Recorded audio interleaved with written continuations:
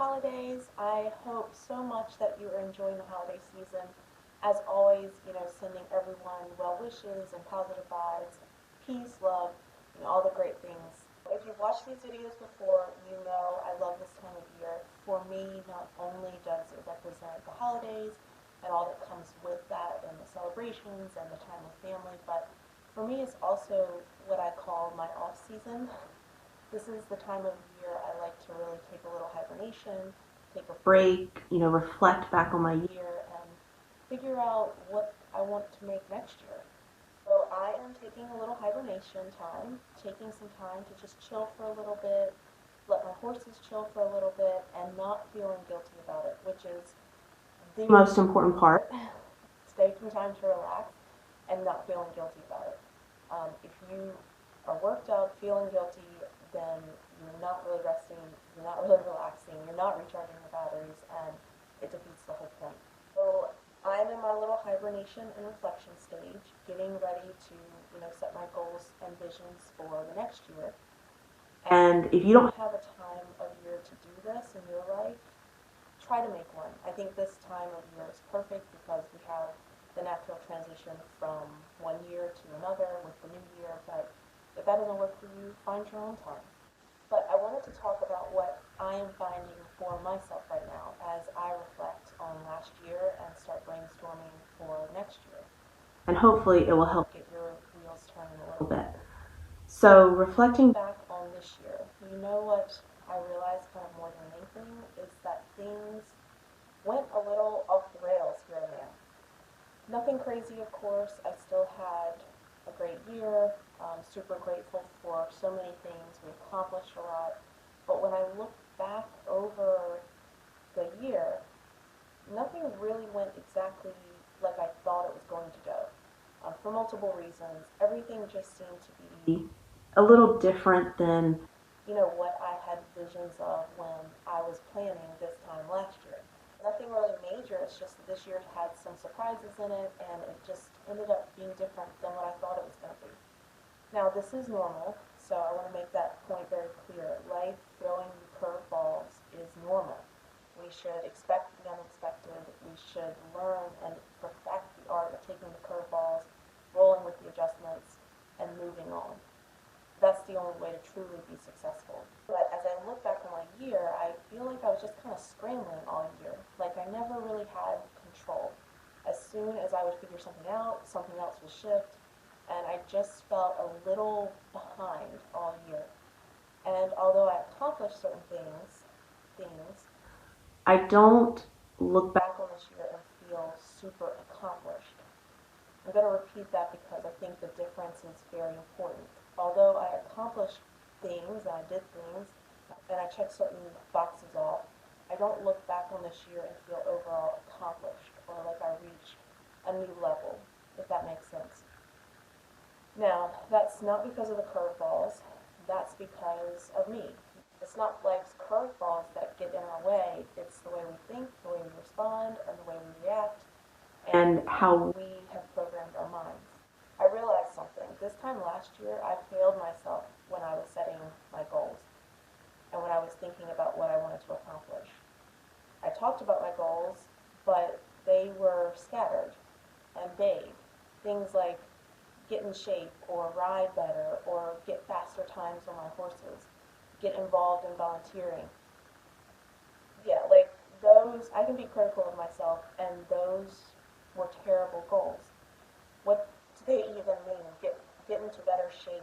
Okay, so if I eat healthy and work out one day, does that mean I'm done? Check, like goal met? No, that's not the way that you set goals if you actually want to make big moves and accomplish big things. Your goals have to be concrete and something that the brain can attach to and seek after. It's interesting because the years that I have actually set concrete goals with my horses, for example, like the year I said I would win the region in our division, or the year I said I would qualify for world finals, for the first time, we somehow made those things happen. And there were times when I really didn't know how we were going to make them happen, but we did somehow, and it was a concrete thing that took precedent in my mind. every single day. Every single day I thought about seeing my name on that world qualifier list. Every single day I thought about taking that picture with my horse, with the saddle that she won for us, as the divisional champion. Every day, even when I didn't realize it, I was manifesting that one thing that I wanted for me and my horses that year. And my brain made it happen, almost instinctually made it happen. We talk all the time on this channel about how powerful the mind is, especially about the dinosaur brain or the caveman brain or the animal brain, the part of your mind that works without you even knowing that it's working, the part of your mind that springs into action and forces your instincts to take over and forces you to respond, like the part of your mind that makes you react before you even know what you were reacting to. That part of your mind can impact your body's physiological functions even without you knowing it. We know the power of that primal part of our brain, the animal brain, more than anything when we are trying to combat it, right? We all know all too well how hard it is to stop that part of our mind when it starts spiraling in a bad way or an unhealthy way, creating emotion and anxiety and worry and panic. And we know how powerful that is because we've all lived it and felt it at one point of our lives or another. And it can be like near unstoppable. But what if you harness that part of your brain, that part of your mind that can take over, control so much of our being without us even realizing it? What if you used that part of your brain, the animal brain, to your advantage? What if you told that part of your brain what you wanted and then turned it loose to attack that thing that you wanted? It'd probably be pretty powerful, right? Imagine if your animal brain looked at making sure you accomplish that goal the same way that it looks at making sure you stay safe and fed and alive, breathe, all those things. It would be and is very powerful. But you have to give it something to hunt. Vague concepts or thoughts about which direction your life can go in, or multiple small goals that are sprinkled over different areas of your life, like that's not really something it can hunt. Those things, they're better served by the part of your conscious mind that can logic things out, can do complex critical thinking, advanced planning, etc. But those aren't things that the animal brain can attack. It needs simple, it needs concrete, it needs to understand an overarching one thing to go after. Y'all know I love the book The One Thing.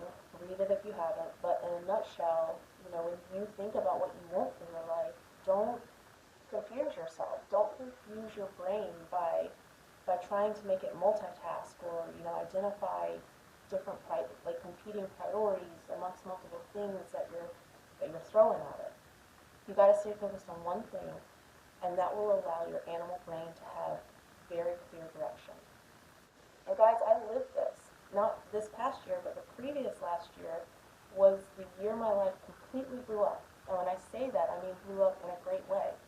That's the year that I jumped off the deep end. I left my job at the hospital, a career I had spent, 18 years making, a career that, up until that time had really defined who I was.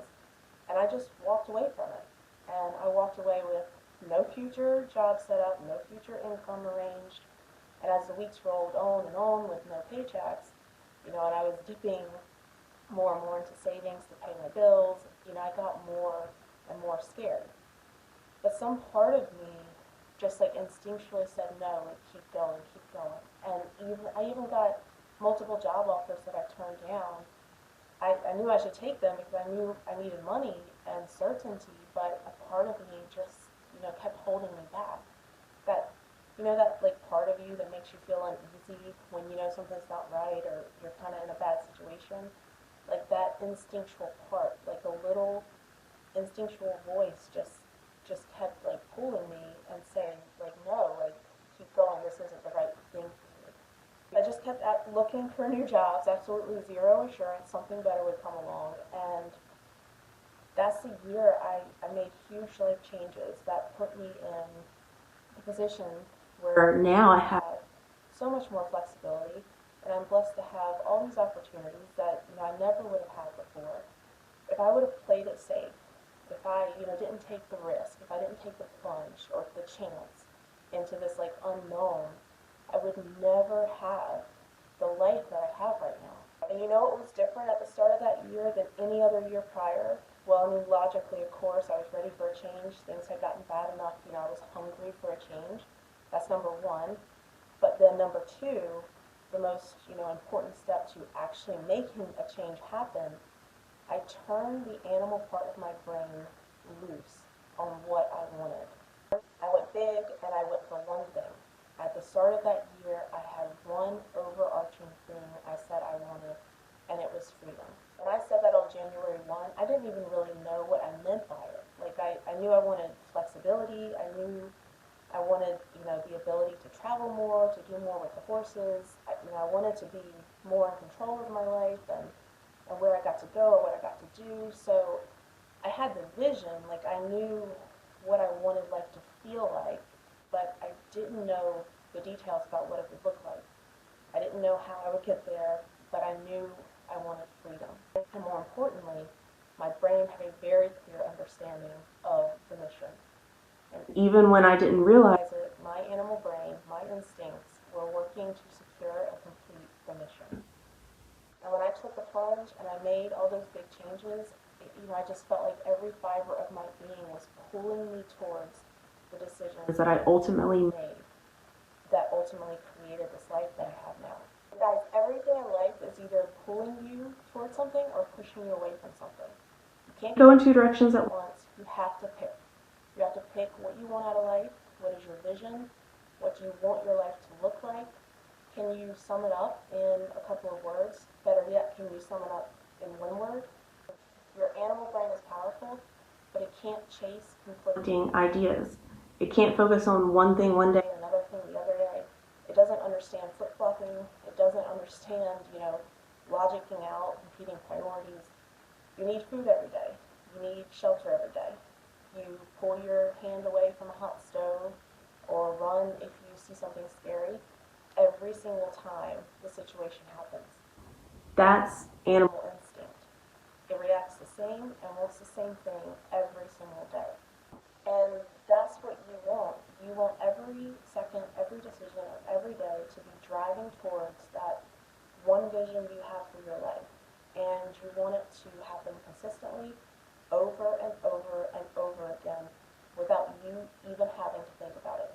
If you want next level change in anything, if you want to blow up your life in a big, great way, focus on one concrete idea, one concrete vision, one concrete thing. Think about it every day, speak it every day, make it clear to your animal brain what you want, and then turn it loose and let the most powerful tool you have go to work. And finally, the other thing I learned this year, it's okay to play. We get so focused on climbing a certain mountain that we forget it's okay to play around a little bit.